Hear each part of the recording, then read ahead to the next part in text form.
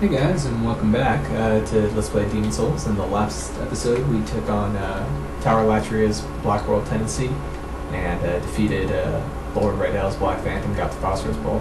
So for this next area, the Black Phantom's going to rush you pretty much as soon as you walk in the door.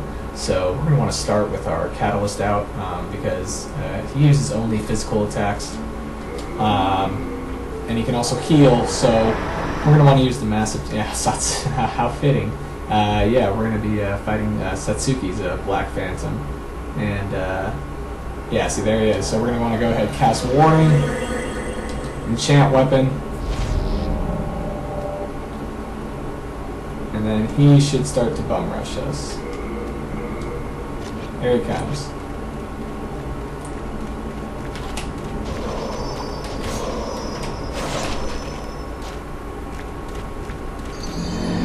Wow, that sucked. Yeah, that's not exactly what I wanted to do, but let's try that again. I wanted to parry him, but that may not be going to work. Alright, come on, Satsuki. Let's try this again.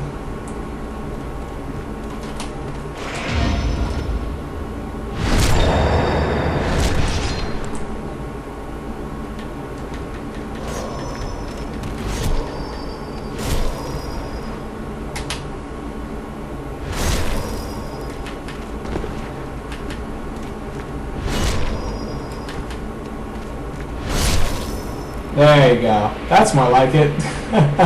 Yeah, getting that parry off on him is really good at the start.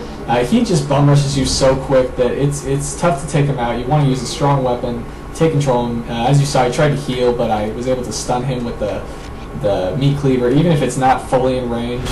If it just misses a little bit, it does a little stagger damage, so that's definitely helpful. Now we're going to want to go ahead and switch back to the Crescent Falchion so we can get our MP back and continue on the level as normal.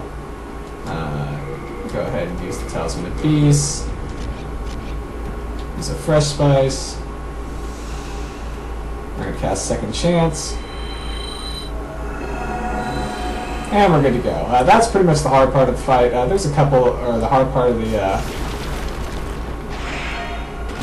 the stage with Black World Tendency. Yeah, the guys are a little bit tougher, and there's Black Phantoms, but there's a couple of shortcuts that'll make it really easy to get to the next part of the World Tendency event. But yeah, Satsuki, basically the main strategies for him are you gotta be quick, and you gotta do a lot of damage to him, because he's just gonna come at you.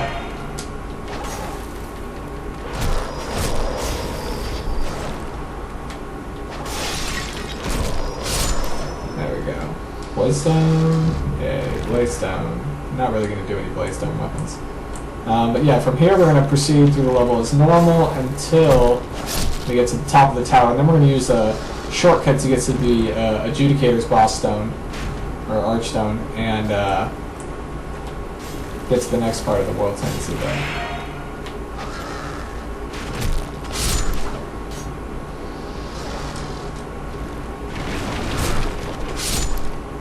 Alright, Crescent Falchion coming in handy. But yeah, that meat cleaver, that did some ridiculous amount of damage. And then when you do the meat cleaver's 1, 2, 3 hit R1 combo, it has a knockback effect, so that was able to throw him into the wall, and then using the range of the meat cleaver, I was able to attack quickly without having to worry about him backing out of range. So yeah, definitely one of the tougher of the boss phantoms, but what I like about it is it's literally the first thing there, so you don't really have to worry about anything else, and it's all physical damage, so warding definitely helps with that, as does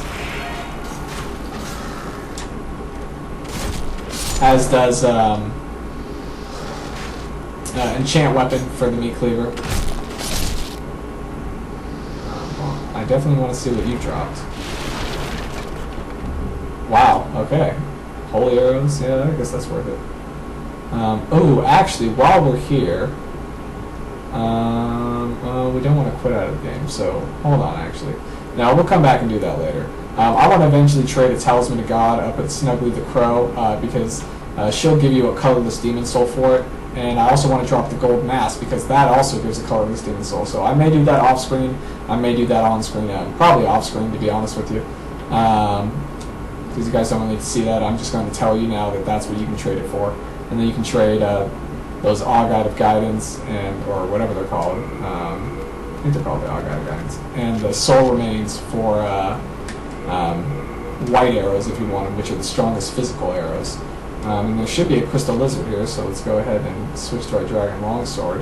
Hopefully we can get some really good Dark Moonstone out of this. Uh-oh! Good thing we have a second chance on. Alright, now this Black Phantom, I'm just probably going to run right by him. Not really worry about him because he is a jackass. But we'll see. Let's see how much damage we do to him. Ow. Okay, never mind. Souls! Bring me souls. How many souls did we get for Satsuki? Oh, we got a lot of souls for Satsuki. Alright. Yeah, this area we're going to get a lot of souls because we're in Black World Tendency. This is definitely where you want to farm. If you have Black World Tendency here, you can farm a lot of souls very quickly. As you will soon see.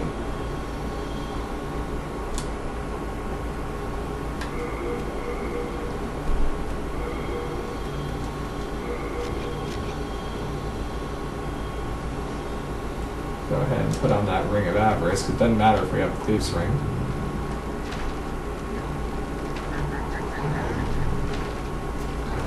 And these guys are going to die, and we're going to get, wow, a lot of souls. That's crazy. Alright, go ahead and put up Thief's Ring back on, and then we're going to want to take out our, well, yeah, I'm going to want to take out the Blessed Mace for this next part. This part is going to be the tough part. This is the other tough part of the fight, but luckily the Archstone is right there, so if we die, we won't be too far back. We're going to want to go ahead and use another one of those fresh spices. Head over this way. And hit this wall. And we're going to want to get past this Black Phantom, so we're going to want to go ahead and again use the warding spell. Actually, we can just do it with this. Oh, can we not? Oh, that sucks. Oh, because we have a second chance on. Okay. Okay, so we'll just wing it.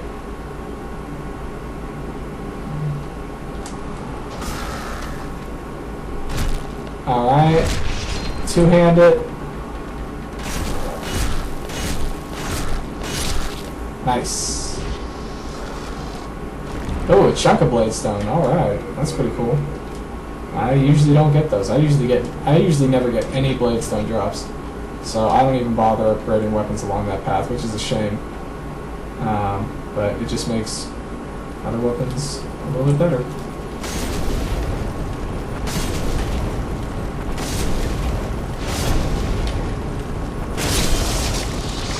Chunk of Dark Moonstone, awesome. And Colorless Demon Soul. Woohoo! Alright. So that's this world's tendency events, so I'm going to go ahead and get up here so we don't get murdered and return to the Nexus.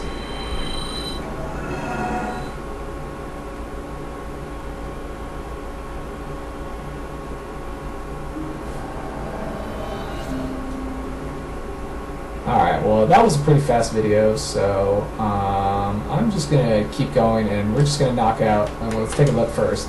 Yeah, so we got back to almost pure white and our character tendency is almost white, so actually I want to see if it's pure white yet. We might need to do the last one, or that fourth one, but I want to see if I can maybe get the dialogue that I'm looking for. Basically, if you answered the Monumental when they asked you a question earlier in the game, it was the only question they asked you was a yes or no answer. If you said yes to it, like if you have the strength to undertake this task or something, and if you say yes to it, and then you get pure character white tendency, which you can get from killing Black Phantoms, and you talk to the Monumental. Take this. It will be of help to you on your quest. You will get this ring. Wow, okay, I did have pure character white tendency. So yeah, you get the friends ring. So what that does is when you're playing online, it raises your attack power. So when you're helping somebody, so if you get somebody into somebody's world and you're wearing that ring, your attack power will be increased, and that's nice.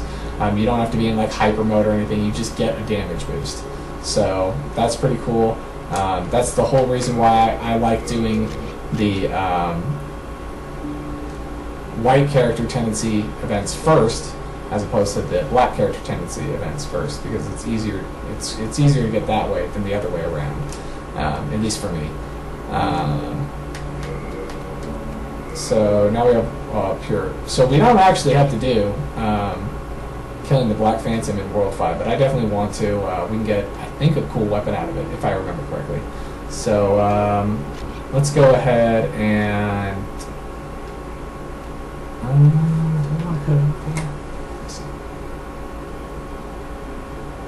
You know what, actually I'll cut it short here because this next one might take a while. So I will see you guys in the next one.